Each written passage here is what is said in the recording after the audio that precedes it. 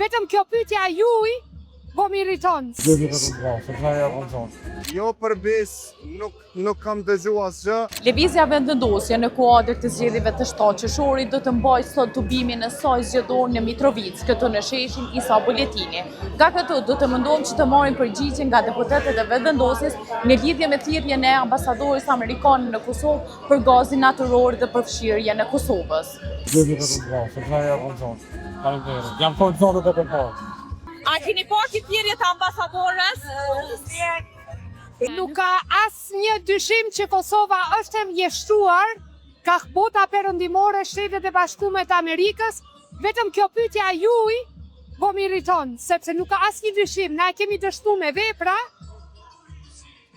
Na e kemi dështuar me vepra e jo me fjalë. Kështu që faleminderit që po na përcjellni gjithë.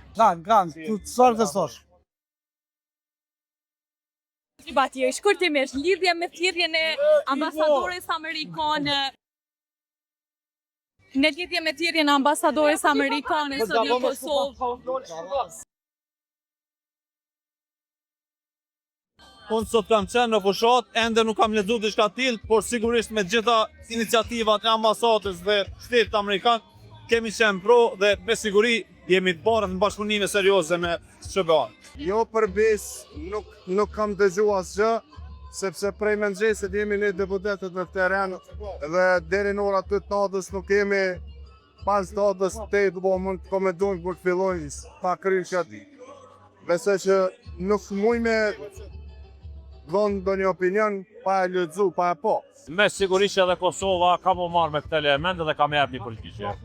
Kosova nuk është anti-amerikane, Kosova është tërësisht e lidhur me Shtetet e Bashkuara të Amerikës. Personalisht jam qytetar edhe i Shteteve të Bashkuara të Amerikës. Që Kosova qëndron bestik interesave të veta, i bën që është pro interesave të Shteteve të Bashkuara të Amerikës. E kam pa, jo shumë detaje, por e pash si postim nëpër mediat e shkruara dhe unë sigurisht që e përshëndes edhe si një ish deputet, edhe si një zëvendës ministër sot e konfirmoj angazhimin ton drejt thëllimit të relacioneve, sidomos në sektorin e energjisë. Ju e dini që ne kemi një mbështetje të jashtëzakonshme nga qeveria amerikane përmes programit të MCC-s për konservimin, ruajtjen e energjisë dhe plasimin e saj në rrjet, e po ashtu edhe për projektet e tjera ne do të jemi edhe të hapur, edhe të gatshëm, edhe do të thellojmë relacionet drejtim që ne të jemi në atë hartën e sigurisë energjetike bashkë me Shtetet e Bashkuara të Amerikës.